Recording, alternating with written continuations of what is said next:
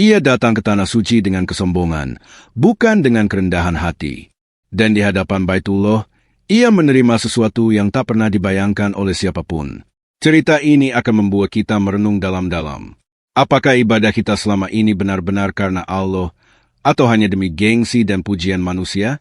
Sebelum kita mulai kisahnya, tulis di kolom komentar. Menurut kamu, apakah kejadian seperti ini bisa menjadi bentuk azab Allah atau hanya kebetulan semata? Dan jangan lupa, cerita ini adalah fiktif dan dibuat seperti nyata, agar kita bisa mengambil hikmah dan peringatan darinya. Langsung saja kita mulai kisahnya. Namanya Hadja Nuraini. Usianya sudah 56 tahun, warga dari pedalaman Aceh Besar. Dikenal sebagai wanita kaya, pemilik beberapa toko emas, tetapi juga dikenal dengan sikapnya yang angkuh dan sulit disapa. Keberangkatannya ke tanah suci ramai dibicarakan tetangga. Bukan karena niat sucinya, tapi karena perbuatannya selama ini yang membuat banyak orang bertanya, mengapa Allah memudahkan dia pergi haji? 1 minggu sebelum keberangkatan, seorang wanita tua miskin datang ke rumah Nuraini. Wanita itu memohon bantuan agar diberikan ongkos haji untuk anaknya yang yatim. Tapi Nuraini malah mengusirnya sambil berkata kasar, "Pergi kau, suruh saja anakmu kerja jadi pembantu. Jangan bawa-bawa agama untuk minta duit." Tak lama setelah itu, malam sebelum ia berangkat ke bandara, ia bermimpi. Dalam mimpinya, ia melihat seekor ular besar melilit Ka'bah, menatap tajam ke arahnya sambil berbisik, "Baitullah tak bisa kau beli dengan uang haram." Nuraini terbangun dengan keringat dingin. Tapi ia abaikan. Ia tetap berangkat dengan perasaan penuh kebanggaan dan senyum sinis kepada para tetangganya. Ia tak tahu bahwa perjalanan ini bukan sekadar ibadah, tapi juga akan menjadi pertanggungjawaban. Sesampainya di Makkah, Hadja Nuraini tampak begitu angkuh. Ia lebih sering sibuk bersuah foto di depan Ka'bah, memamerkan perhiasannya, dan tak jarang membentak petugas hotel yang menurutnya lamban.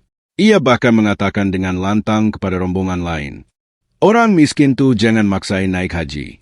Ibadah itu butuh kenyamanan, bukan sekadar niat."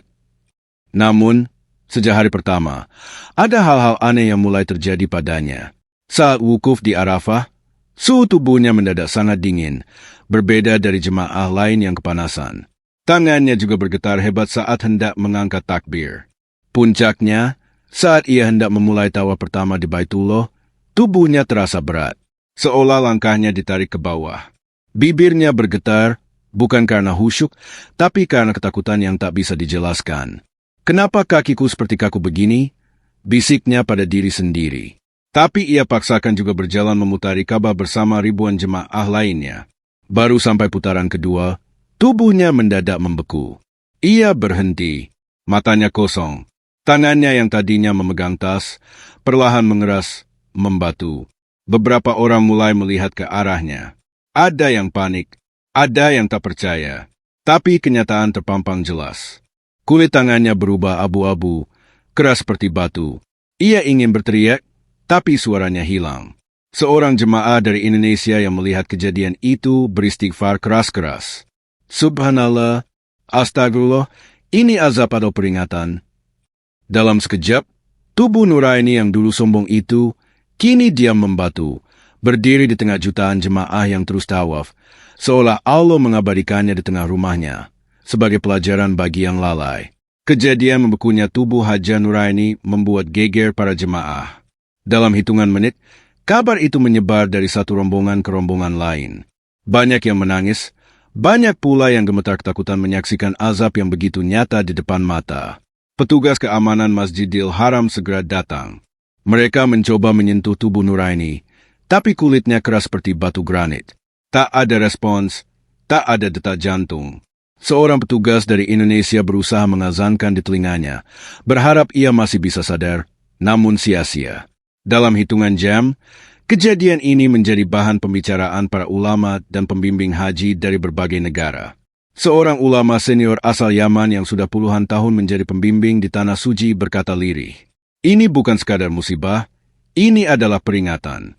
Jangan pernah sombong di hadapan Allah, bahkan jika engkau telah sampai ke rumahnya." Video dan foto kejadian ini diam-diam tersebar ke media sosial, memunculkan berbagai spekulasi. Ada yang menyebutnya hoaks.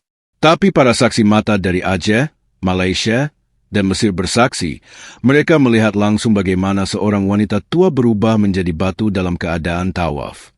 Pemerintah Arab Saudi akhirnya turun tangan. Mereka menutup sebagian jalur tawaf untuk mengangkat tubuh tersebut secara khusus. Namun, setiap alat yang digunakan untuk mengangkatnya selalu macet, seolah tubuh itu benar-benar tak bisa digerakkan. Seorang syekh pun memberi fatwa. Biarkan dia di sini. Biarkan jasadnya menjadi pelajaran, sebagaimana Allah mengabadikan jasa Fir'aun. Dan akhirnya, tanpa diumumkan secara resmi, batu berbentuk tubuh wanita itu diselimuti kain ihram, lalu dikelilingi dengan pengaman kecil agar tidak mengganggu tawaf jemaah. Ia menjadi saksi bisu bahwa rumah Allah tidak bisa disambangi dengan kesombongan. Kepulangan rombongan haji ke Aceh disambut haru. Namun suasana berubah tegang saat kabar tentang Haja Nuraini tersebar.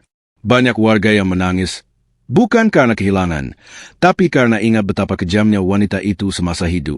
Seorang ibu tua yang dulu diusir dari rumah Nuraini mendatangi majelis taklim dan berkata sambil menitikkan air mata, "Dulu aku hanya minta bantuan untuk ongkos anakku pergi haji. Tapi aku dihina, disebut peminta-minta, bahkan anakku dikutuk jadi pembantu. Sekarang, lihatlah, Allah tidak tidur." Cerita demi cerita mulai muncul. Ada yang mengatakan Nuraini dulunya mempekerjakan gadis-gadis miskin di toko emasnya dan menggaji mereka jauh di bawah standar. Ia tak pernah sholat di toko, selalu berkata, "Uang lebih penting dari sajadah."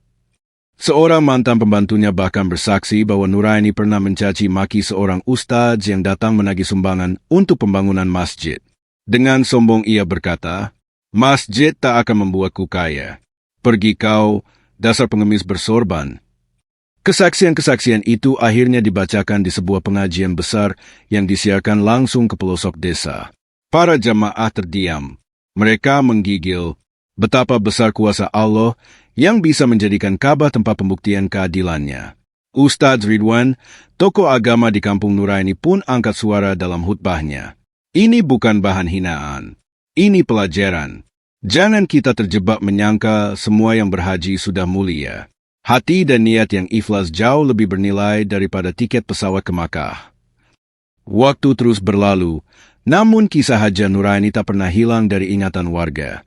Bahkan, setiap musim haji tiba, namanya kembali disebut dalam majelis-majelis taklim.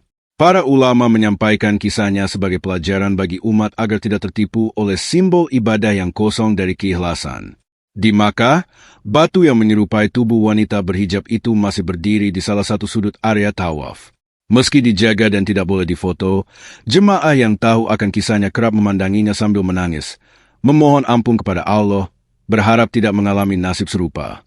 Sementara itu di kampung halamannya, mantan pembantu Nuraini bernama Siti, yang dulunya selalu dihina, kini justru menjadi pemilik toko kecil dan aktif dalam kegiatan masjid. Ia sering diundang ceramah untuk menceritakan betapa pentingnya menjaga hati, sekalipun hidup dalam kekurangan. "Nuraini itu dulu majikanku, tapi lihatlah siapa yang diangkat derajatnya oleh Allah, bukan karena harta, tapi karena taubat dan hati yang takut kepadanya," ujar Siti dalam satu kajian air mata. Cerita ini bukan untuk mencela orang yang telah tiada, namun menjadi peringatan bagi yang masih hidup, bahwa Allah Maha mengetahui niat di balik setiap langkah, dan tidak ada tempat yang lebih suci dari Ka'bah untuk menunjukkan kebenarannya. Barang siapa mengerjakan amal dengan niat dunia, maka ia akan mendapat dunia dan tak akan mendapat bagian di akhirat. HR, Muslim, dan firman Allah dalam surah Al-Baqarah ayat 2 menjadi penutup yang agung untuk kisah ini. Zalikal kitabul la raiba fih, hudan lil muttaqin. Kitab Al-Quran ini tidak ada keraguan padanya, petunjuk bagi mereka yang bertakwa. Cerita ini fiktif dan dibuat seperti nyata untuk diambil pelajarannya. Jangan lupa untuk meninggalkan komentar dan membagikan hikmah dari kisah ini agar menjadi pengingat bagi yang lainnya. Terima kasih telah mengikuti sampai akhir. Semoga kita dijauhkan dari azab dan selalu diberi taufik untuk ikhlas dalam beribadah.